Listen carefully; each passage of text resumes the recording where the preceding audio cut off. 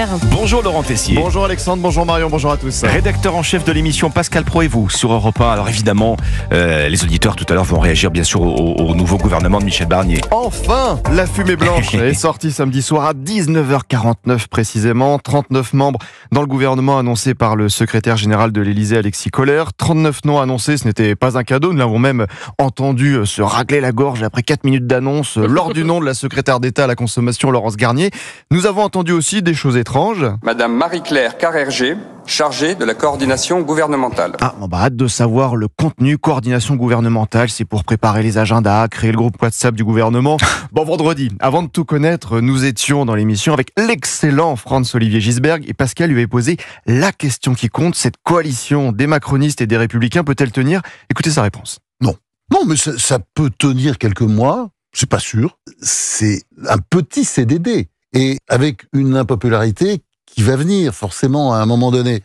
Alors moi je pense que Barnier peut s'en sortir lui parce qu'il a du caractère, mais en même temps l'équipe derrière, je suis pas sûr que ça le fasse. Oui. Ouais. Si un ministre nous écoute, c'est la confiance totale avant de démarrer cet après-midi. Bon, et alors pour vous Laurent, je crois que Michel Barnier et Emmanuel Macron c'est le même combat. Michel Barnier, c'est la nouvelle saison du en même temps d'Emmanuel Macron. Vous avez dans ce gouvernement le républicain Bruno Retailleau au ministère de l'Intérieur. Et en même temps, vous avez l'ancien élu socialiste Didier Migaud au ministère de la Justice. Oui, c'est bien Michel Barnier qui disait hier soir en même temps sur France 2. Alors Didier Migaud, la caution de gauche, chacun va tirer la corde de son côté. Va-t-on arriver au cliché du ministre de l'Intérieur qui protège les policiers, au ministre de la Justice qui allège les peines des délinquants? Mais ce gouvernement baptisé... Et en même temps, voilà, c'était aussi le cas de Laurence Garnier, sénatrice Les Républicains. Son nom circulait dans la liste jeudi soir pour être au ministère de la Famille. Emmanuel Macron n'a pas voulu.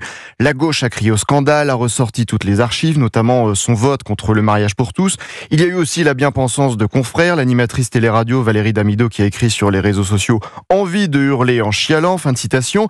Mais Michel Barnier a retiré Laurence Garnier. et en même temps, Elle a été remise dans la liste au secrétariat d'État à la consommation. Sur les impôts, après l'affront de la semaine dernière, après avoir parlé de justice fiscale, le Premier ministre ne veut pas alourdir l'impôt sur l'ensemble des Français, sur les gens les plus modestes, la classe moyenne. et en même temps, Et en même temps, certains devront quand même sortir le porte-monnaie. mais je ne vais pas exclure dans l'effort national qu'il faudra faire que les personnes les plus fortunées participent à cet effort national. Michel Barnier a prononcé hier sur France 2 5 fois en même temps, en 5 minutes, sur ses rapports avec Emmanuel Macron. Il a déclaré... Il n'y aura pas de mauvais procès, il n'y aura pas de polémique avec le président de la République. Ouais, pas de polémique, mais on a envie de dire... Et en même temps, Eh oui, en même temps, dans quelques semaines, dans quelques mois, nous verrons. Michel Barnier va-t-il vraiment changer quelque chose? Qu'attendez-vous de ce nouveau gouvernement? Va nous dire ce que vous en pensez à 11h tout à l'heure. À tout à l'heure Laurent Tessier, Pascal Pro et vous à partir de 11h sur Europe 1.